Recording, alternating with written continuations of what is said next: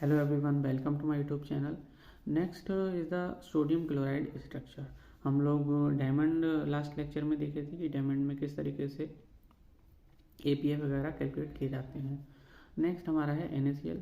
तो बेसिकली ये भी क्या होता है कि 2 FCC क्रिस्टल्स का इंटरपेनिट्रेशन रहता है। तो इसमें क्या होगा कि वन एटम का जो पोजीशन रहेगा वो ओरिजिन पे रहेगा एंड अदर जो रहेगा वो A/2, 0 एंड A/2 इस तरीके से ये पोजीशन डिफाइन हो जाएंगी। अब number of atoms per unit cell, तो 4 सोडियम एटम रहेंगे एंड 4 क्लोरीन एटम रहेंगे। नेक्स्ट क्या है, this is molecular structure. Okay, तो हम देख चुके हैं कि ये एक NaCl क्या है, मॉलिक्यूल है। तो basically it is molecular structure. इसमें वॉल्यूम ऑफ यूनिट सेल क्या रहेगा, A³ and volume of primitive unit cell क्या रहेगा, डिवाइडेड बाई 4। अब यहाँ पे एक चीज़ और भी है कि यहाँ पे 4 क्यों आ रहा है, 4 से हम डिवाइड करवा रहे हैं। और इस तरीके से देखिए 4 में क्या है कि हम इसीलिए डिवाइड करवा रहे हैं कि 4 एटम सोडियम के हैं एंड 4 एटम क्लोरीन के हैं, बट टोटल जो रहेगा वो 4 रहेगा। तो इस वजह से हमने इसको 4 से डिवाइड करवाया है। Next nearest neighbour of NaCl, तो यहाँ पे 6 आता है। इसके बाद ये जो डिस्टेंस रहेगा वो A/2 आ जाएगा, दोनों को रेडियस को ऐड कर देना है। सेकंड वाला 12 आएगा, सेकंड डिस्टेंस A/√2 आएगा। ओके, अब NaCl is FCC with 2 atom basis. ठीक है, तो इसमें क्या होगा, अगर हम इसका देखें तो 1 एटम सोडियम का एंड 1 Cl का एक लेटेस्ट पॉइंट पे इस तरीके से प्रेजेंट रहेंगे। अब number of molecules in primitive unit cell, तो यहाँ पे एक चीज़ देखने लायक है कि NaCl ये टोटल एक मॉलिक्यूल हो रहा है ना। अगर आपसे पूछा जाए कि एक प्रिमिटिव यूनिट सेल में कितने एटम्स होंगे, तब तो आपके 4 आएंगे, बट मॉलिक्यूल्स की अगर बात करेगा तब तो वो 8 आएंगे। अगर मॉलिक्यूल्स की बात करेगा तो 4 आएंगे, क्योंकि यहाँ पे 2 एटम कंट्रीब्यूट कर रहे हैं। ओके, नेक्स्ट हमने इसका APF भी कैलकुलेट किया है। APF आप देखेंगे, APF इस तरीके से आप निकाल सकते हैं। नेक्स्ट इसके कुछ एग्जांपल, KCl हो गया, KBr हो गया, MgO हो गया एंड AgBr हो गया। इसके बाद जो अगला क्रिस्टल स्ट्रक्चर है वो है सीजियम क्लोराइड स्ट्रक्चर।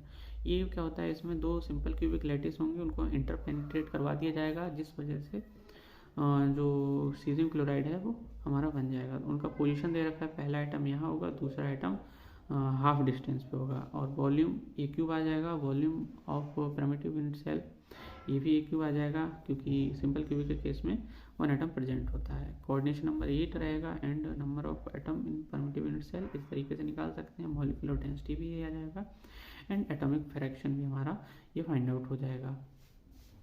नेक्स्ट देखिए हम लोग देखते हैं ग्राफीन स्ट्रक्चर। तो देखिए ग्राफीन के केस में क्या होगा कि basically it is 2 dimension hexagonal lattice और ट्रायंगुलर लैटिस।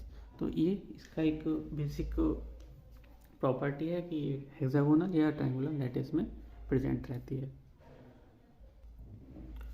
और एक बहुत ज़्यादा इम्पोर्टेंट क्वेश्चन कई बार पूछा गया है कि number of atoms is basis in the basis of graphene. तो यहाँ पे हम देखेंगे कि number of atoms in primitive unit cell ये 2 रहता है। ये बहुत ज़्यादा इंपॉर्टेंट है, बहुत सारे एग्जाम में कई बार पूछा गया है। अब यहाँ पे number of nearest neighbour atoms क्या होंगे, तो ये हो जाएगा आपका 3। Basically it is a honeycomb lattice and number of atoms in unit cell are 6 and distance of first nearest neighbours A/√3 and इस तरीके से सेकंड के लिए, थर्ड के लिए उसकी करस्पॉन्डिंग डिस्टेंस भी हमने निकाल रखी है। अब यहाँ पे एक चीज़ आती है कि एरिया ऑफ यूनिट सेल। ठीक है, तो अभी यहाँ पे देखिए ए वाला जो एरिया बनेगा, ये बेसिकली इसका प्रिमिटिव यूनिट सेल है। तो हम अगर मल्टीप्लाइड बाई 3 कर देंगे प्रिमिटिव यूनिट सेल का एरिया निकाल के, तो हमारा एरिया ऑफ यूनिट सेल मिल जाएगा। या फिर हम अगर एक के लिए basically it is A hexagonal lattice, तो अगर हम एक का निकाल लेंगे तब भी हम 6 से मल्टीप्लाई करवा देंगे तो भी हमको फाइंड आउट हो जाएगा। तो हमने वही किया है, पहले एक उसका निकाला है बेसिकली यहाँ पे इक्विलैटरल ट्रायंगल का, उसको मल्टीप्लाई बाई 6 करवा दिया है। तो इस तरीके से हमने एरिया फाइंड आउट कर लिया। अब area of primitive unit cell देखिए यहाँ 3 से डिवाइड करवा देंगे, क्योंकि इतना प्रिमिटिव यूनिट सेल ये है, तो यहाँ पे ये इस तरीके से area of primitive unit cell निकाल लिया है। अब आपको एक चीज़ ध्यान रखनी है कि ये एंड ये डिस्टेंस आपको ए रहता है, ये जो एटम्स होंगे इनके बीच का जो डिस्टेंस रहता है वो a/√3 रहता है। तो इसका भी आपको एग्जाम में यूज़ करना होगा, ये डिस्टेंस इस तरीके से फाइंड आउट कर सकते हैं। नेक्स्ट रो एन क्या रहेगा, 4y² divide by a²। APF क्या रहेगा आपका, APF इस तरीके से फाइंड आउट कर सकते हैं, क्योंकि 6 मल्टीप्लाइड बाई πr² ये डिस्क की फॉर्म में आ जाएगा, एंड APF आ जाएगा 60, ये APF आ जाएगा आपका 60.4।